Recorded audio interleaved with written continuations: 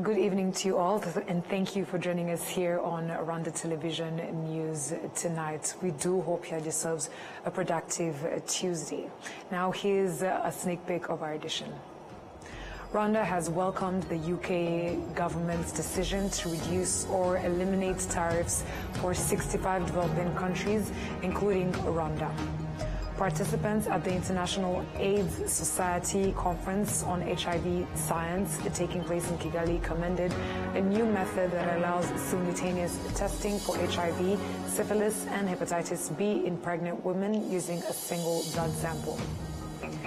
On the international scale, the Syrian Minister of Defense has announced a ceasefire in the Druze majority city of Suwaida, saying an agreement has been reached with the city's notables and dignitaries after days of deadly clashes with Bedouin tribes.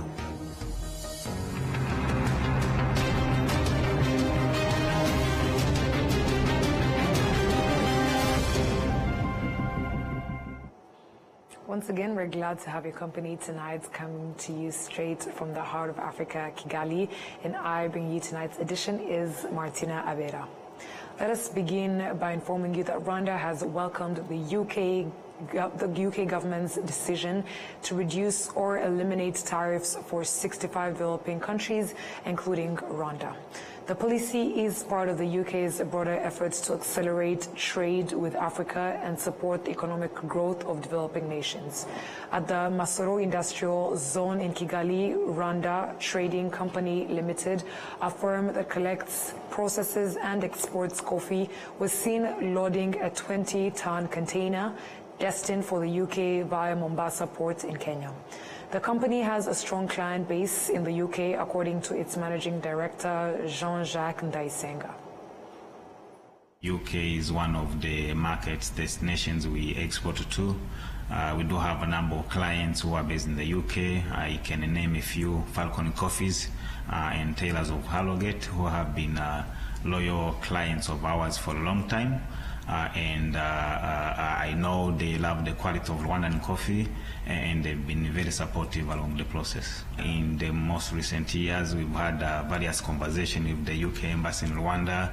There was one conference set up specifically between coffee exporters and the embassy, where people shared feedback on where areas of improvement. Later on, there was another expo that was set up specifically to discuss about trade between Rwanda and the UK, and I do believe that the various feedbacks that were shared in those two sessions would have been taken into consideration as these reforms were being implemented. So I hope that as I get to review the reforms, that I will also see things that will support our activities in the exports to the UK. Rwanda currently exports various agricultural products to the UK, including coffee, tea, flowers, vegetables, fruits, as well as minerals. The UK's new trade policy reforms recently placed Rwanda among 47 countries eligible to export over 99.8% of their products duty-free to the UK market. Exporters, including those in the horticulture sector, warmly received this development. And Robert Rukundo, head of Almond Green Farm and the Rwanda Horticulture Exporters Association, highlighted the significance of this opportunity.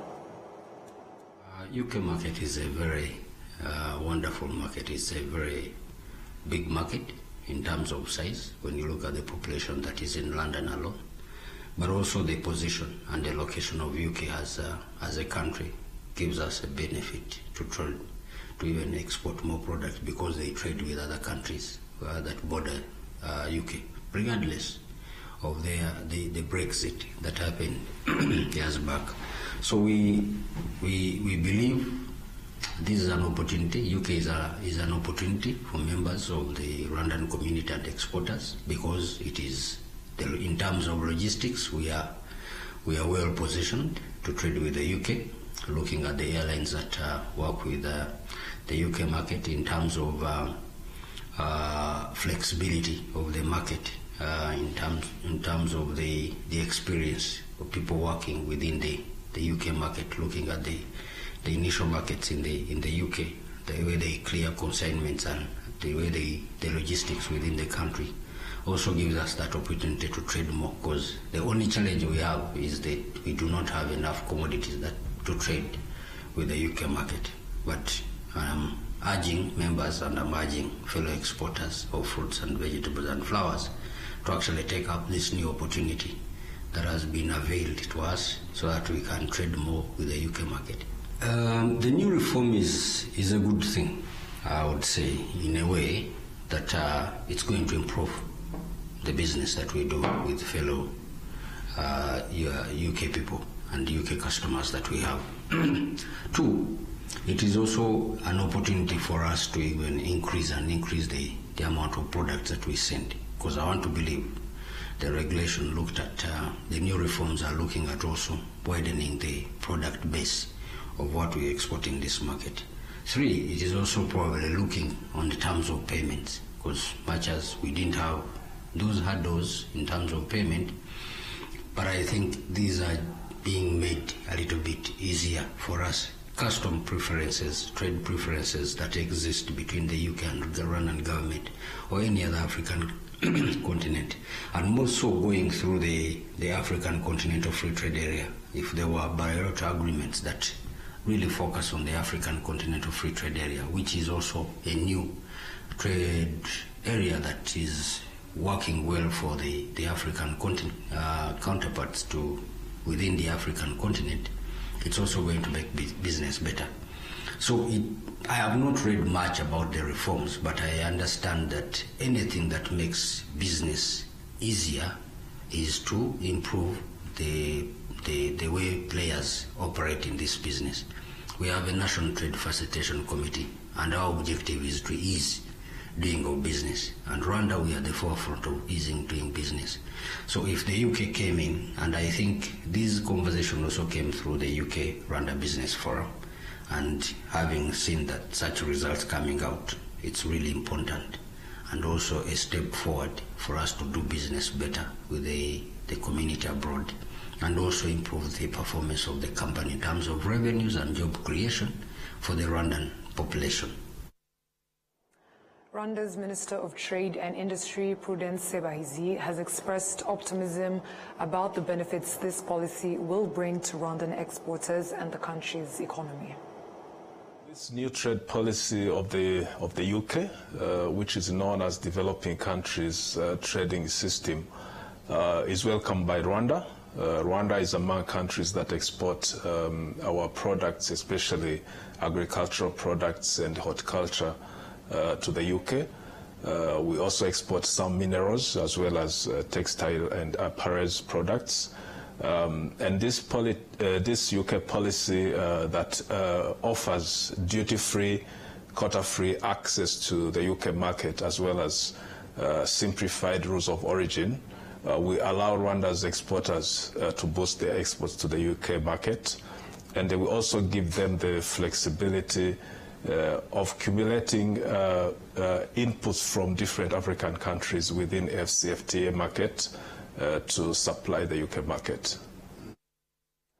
The UK government has stated that its aim is to strengthen trade and investment with countries in the global south, shifting from a donor-recipient model to one of mutual economic partnership.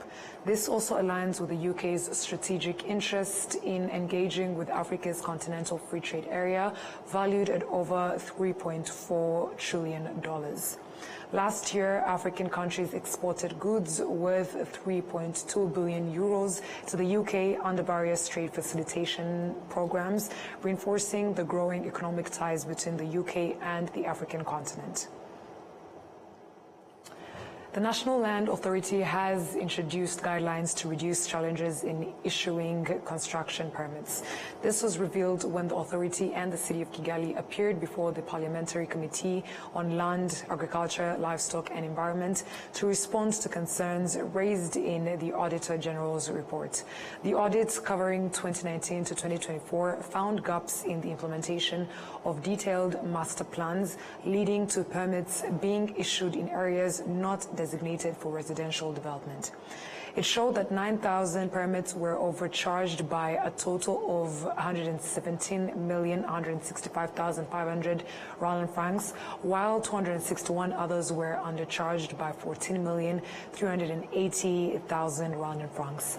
Marie Solange Muhirwa, Director General of Urban Planning and Development, said previous issues with permit fees have been addressed through a new online system launched in April. Marie Grace Nishimye, Director General of the National Land Authority, said guidelines introduced in 2021 have helped streamline the permit process. One key issue was the mismatch between detailed and general master plans, which affected land located in non-residential areas.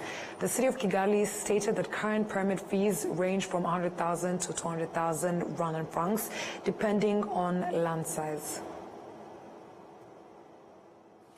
Moving ahead, the participants at the International AIDS and HIV Society Science taking place in Kigali commended a new method that allows simultaneous testing for HIV, syphilis, and hepatitis B in pregnant women using a single blood sample. Now, the World Health Organization officially endorsed this innovation on Friday last week. We have more coming from Adam Squizera. This 5-day International AIDS Society Conference on HIV Science, which has brought together over 3,000 delegates, it was announced that a new approach is being rolled out whereby pregnant women can be screened for all three infections at once using one blood draw. Steve Hain, Divisional Vice President of Commercial Operations at Abbott Laboratories, explained how this integrated testing method works. Essentially, what we have is a card that contains all three of the tests that we're talking about with the antenatal care panel. And if I flip it around, what you will see are the three tests. So a determined syphilis, a determined HIV early detect, and a determined hepatitis B surface antigen 2. And each of these tests has kind of a foil lid to maintain the stability of the test. And what you see here on the hepatitis is we've peeled back the foil, and this is what the healthcare provider would do, would peel back each of these strips to reveal the test, and it will take one single simple finger prick, and the healthcare provider will collect the blood that's utilized to place on each of the three tests. And within 20 minutes, they're going to have a result for all three tests. Dr. Galika Bivasiran Shogoza, an official at RBC, welcomed the adoption of the combined testing method, highlighting its efficiency and importance in maternal health. We wanted to have this even before, because we started early last year to see how can we get into evaluating at field level, by the way, at lab level, this test. We had the two hepatitis and HIV. We have been using this first generation HIV, but also even the hepatitis antigen testing kits, rapid test kits. So we wanted to have a third one, the syphilis, to see if a provider is familiar to use the two tests. Is it what could be, how difficult it is to add the third test? So we thought that close to even 100% of the provider that have been using, have been participating in this field evaluation study, they have been familiar with it, and it didn't add any challenge for them to be using the three tests at once. So we have a very good report from the field evaluation, and for us, we think this is the early stage that we even had previously. For us, we are discussing on how to move forward to the adoption. According to the World Health Organization, as of 2024, between 37 and 45 million people globally are living with HIV. Every year, around 3.5 million people are diagnosed with syphilis. An estimated 2.5 million contract hepatitis B. In Rwanda, approximately 300,000 pregnant women are diagnosed annually. Of this, 98% are tested for HIV, 97% for hepatitis B, while about 70% are diagnosed for syphilis.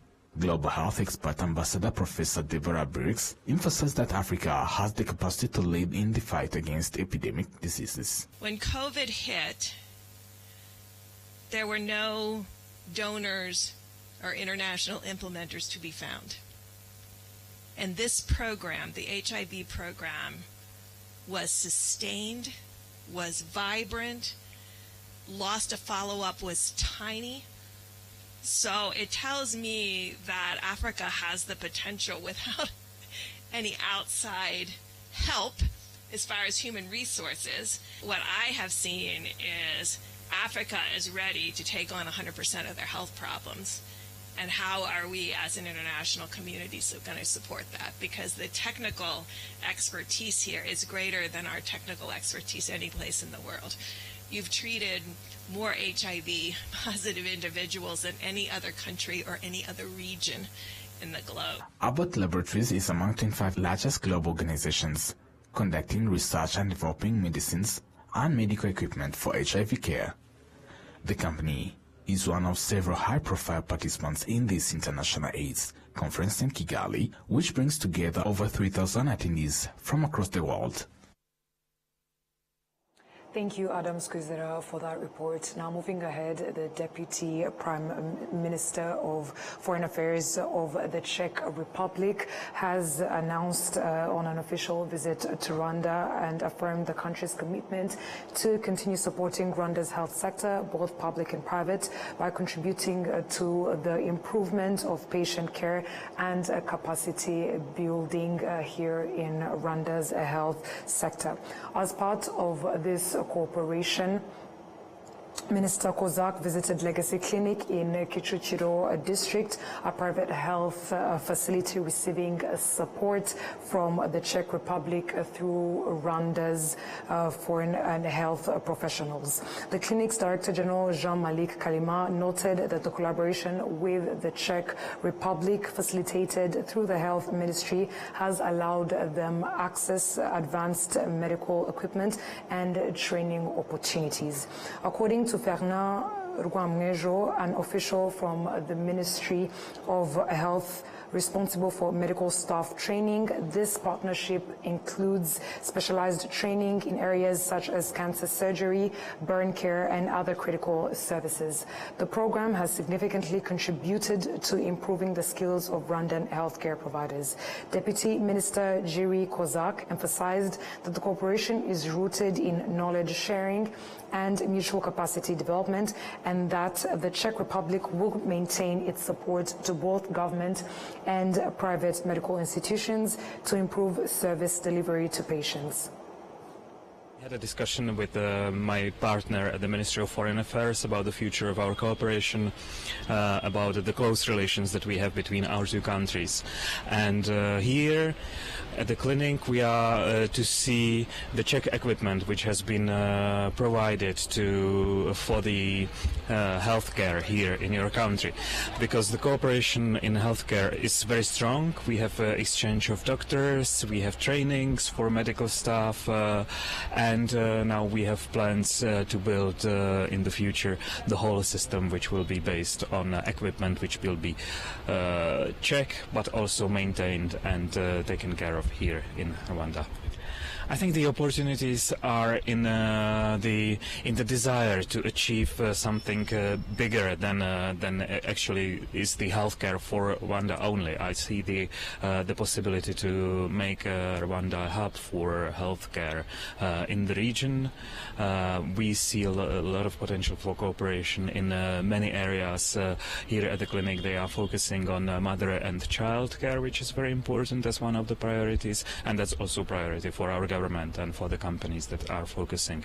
But we are also thinking about the future, about the innovations, about involvement of the artificial intelligence in healthcare. These are the areas we want to explore together.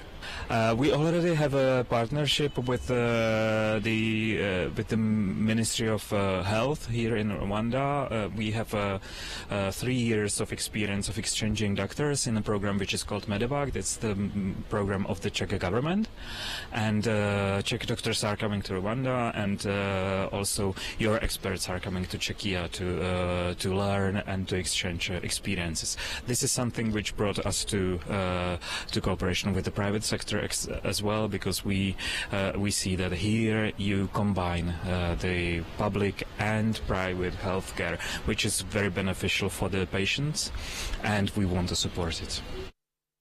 Every year, Czech medical specialists visit Rwanda 3 to 4 times, providing direct care and offering training sessions between 70 and 80 Rwandan health professionals. Additionally, the partnership supports short-term specialized training programs under which 4 to 5 Rwandan doctors travel annually to the Czech Republic for advanced skill development in top-tier hospitals. This cooperation continues to deepen Rwanda's healthcare capacity and strengthen international partnerships that benefit both systems and patients. Now, residents in Karongi district of the Western province have raised concerns that many timber buyers offer low prices and selectively purchase only certain tree species, often rejecting others despite the effort it takes to grow them. They believe that wood processing factories could offer a solution by buying a wider range of timber and offering fairer prices. Although timber is currently seen as a valuable commodity, these farmers say the money they receive does not match the labor they invest in planting and caring for these trees. A potential solution has emerged with an opening of a new wood processing factory in Rubengera sector. Teofil Ndoreaho, whose remarks suggest that the facility will address the exact concerns expressed by farmers, established the factory. The capacity actually in terms of product, it's a bit hard to determine because it depends on the order. So our company is not a specialized company to produce just one product. We might produce beds, doors, and kind of dining tables, wardrobes, and so on. So the capacity actually will vary. But what I would have to say is when I try to take kind of like doors or beds as an example, we are going to be able to produce a minimum of 200 doors and 200 beds within a month. The factory was officially inaugurated by Ambassador Christine Murikinga, the Minister of Public Service and Labour, who stated that this initiative will help reduce Rwanda's reliance on imported wood products, as the factory will supply furniture and construction materials locally. Karongi is home to vast forest areas and continues to expand its reforestation efforts.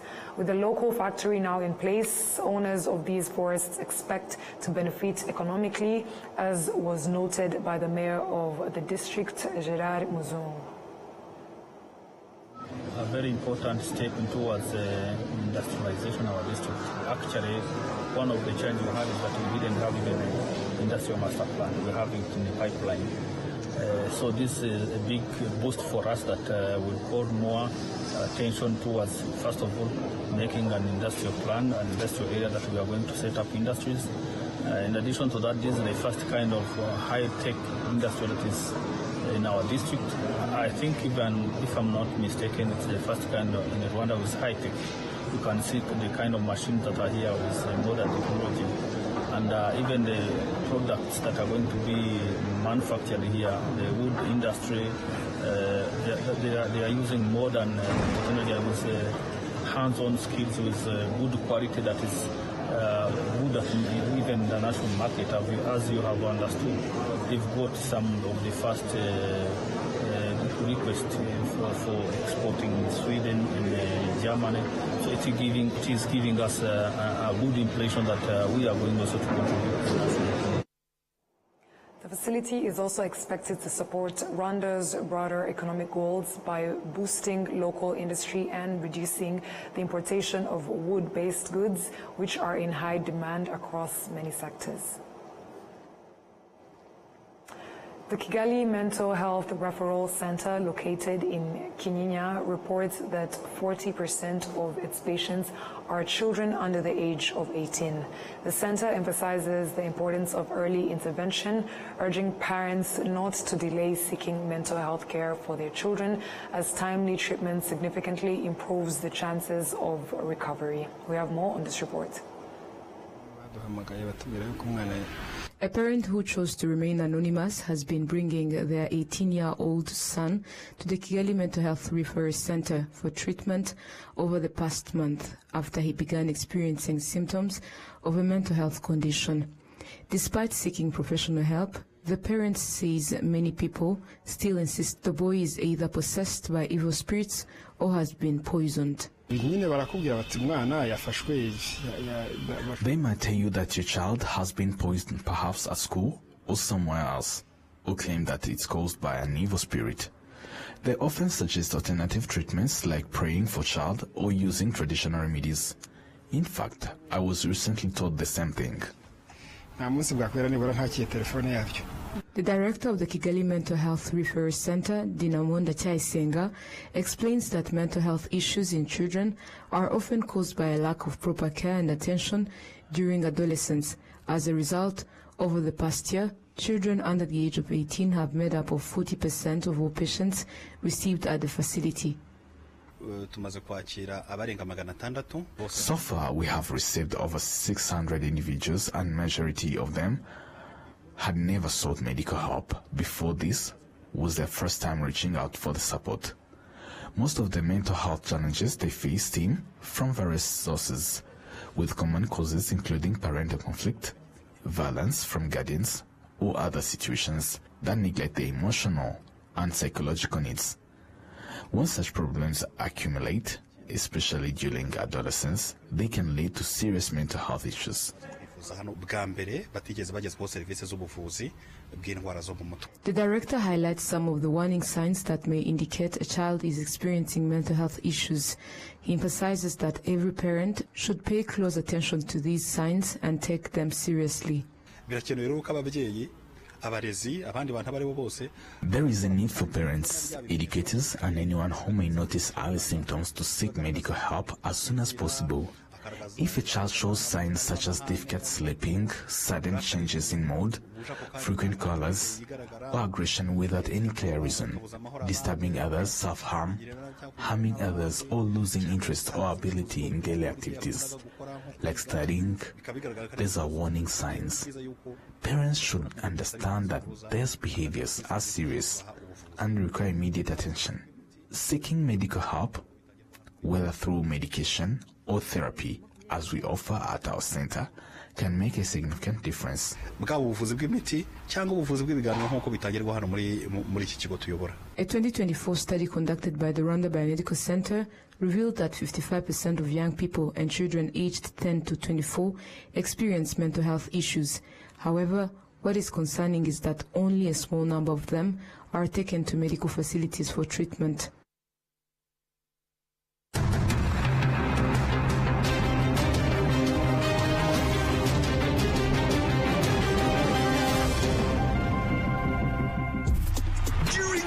Moments. Laying hooks.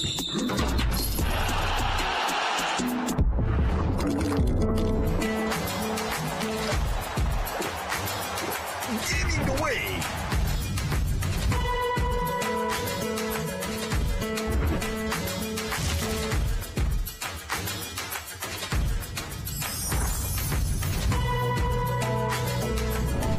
Making moves.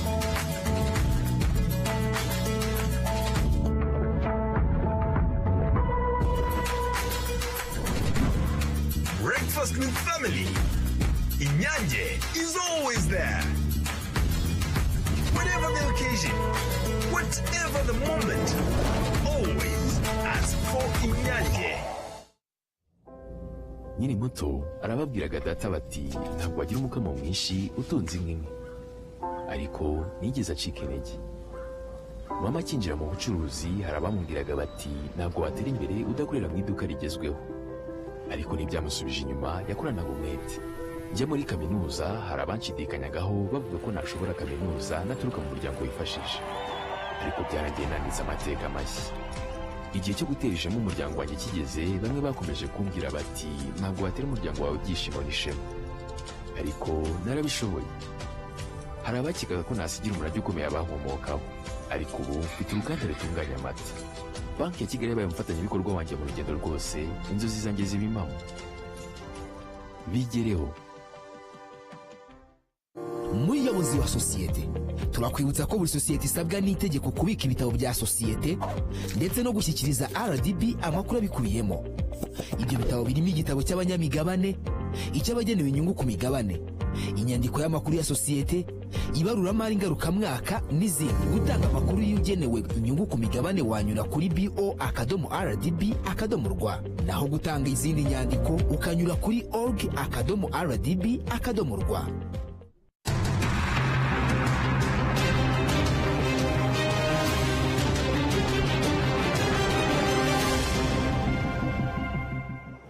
A warm welcome back to RTV News, and thank you for sticking with us as we head on over to matters on the international scene.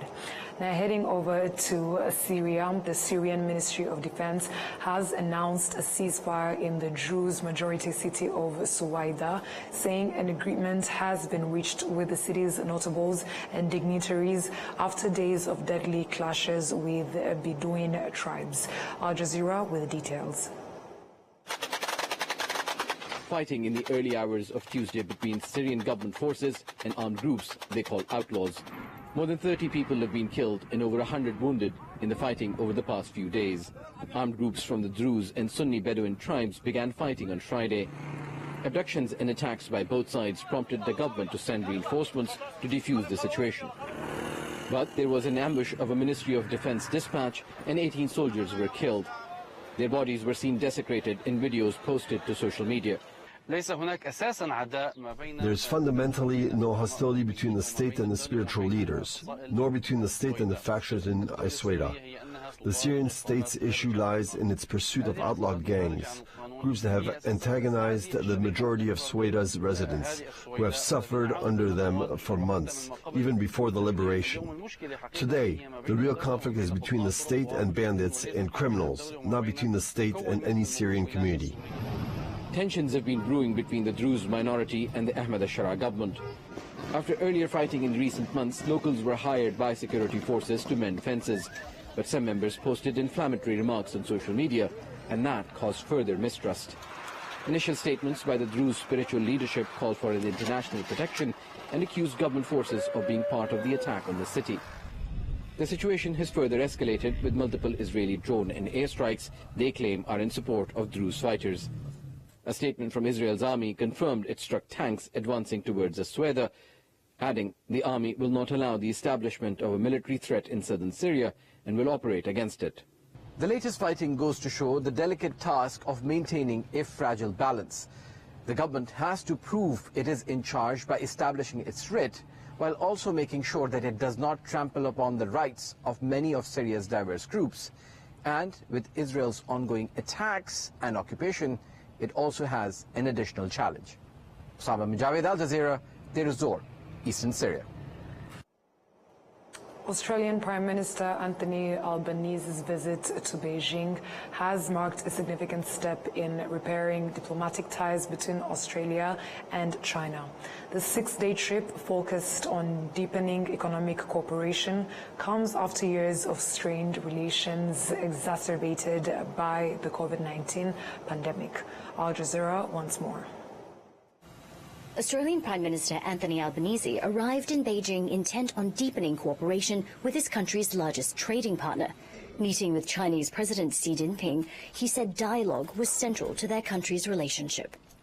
Australia values our relationship with China and will continue to approach it in a calm and consistent manner. Xi credited Albanese's government for helping relations recover from what he said were setbacks, referring to a diplomatic freeze during the COVID-19 pandemic. Pursuing mutually beneficial cooperation serves the fundamental interests of our two countries and peoples. No matter how the international landscape may evolve, We should uphold this overall direction unswervingly. Australia's interests include expanding exports. Albanese is accompanied by a large business delegation keen to secure deals, particularly around reducing emissions involved in the production of steel. He also met Premier Li Qiang and discussed upgrading a free trade agreement. Beijing has suggested adding artificial intelligence to the document, but some have warned against it. Australia should be very cautious about this because AI, unlike the more traditional sectors and products that are part of the 10-year-old free trade agreement, AI necessarily touches on very sensitive and private data. Other national security concerns loom over the 6-day visit. Canberra has limited Chinese investment in Australian infrastructure, vowing to force Chinese owners of a port in the north of the country to sell the asset. Chinese naval drills close to Australian waters earlier this year caused alarm nationwide. So has the detention in China of Yang Hengjun, an Australian writer charged with spying. Albanese says these issues have been raised during official meetings, but focus has been on trade. China is using unpredictable U.S. trade tariffs to portray Beijing as a stable and reliable partner for countries like Australia, who may be caught between the two superpowers. Australian officials are doing their best to manage ties to both, saying they want a balanced region, one where no one is dominated and no one dominates. Katrina Yu, Al Jazeera, Beijing. And that Al Jazeera story marks the end of our bulletin. And before we close off, let's have a recap of our headlines. Rwanda has welcomed the UK government's decision to reduce or eliminate tariffs for 65 developing countries, including Rwanda. Participants at the International AIDS Society Conference on HIV Science, taking place in Kigali, commended a new method that allows simultaneous testing for HIV, syphilis, and hepatitis B in pregnant women using a single blood sample. On the international scale, the Syrian Ministry of Defense has announced a ceasefire in the Druze majority city of Suwaida, saying an agreement has been reached with the city's notables and dignitaries after days of deadly clashes with Bedouin tribes.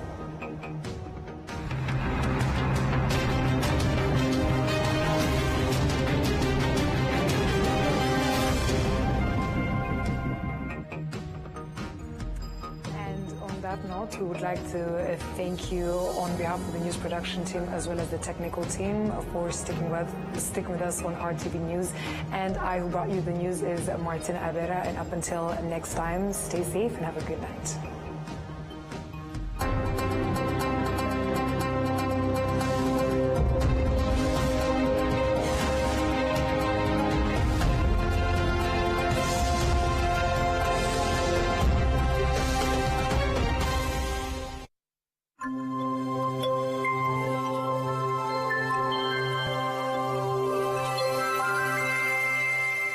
byiza kuri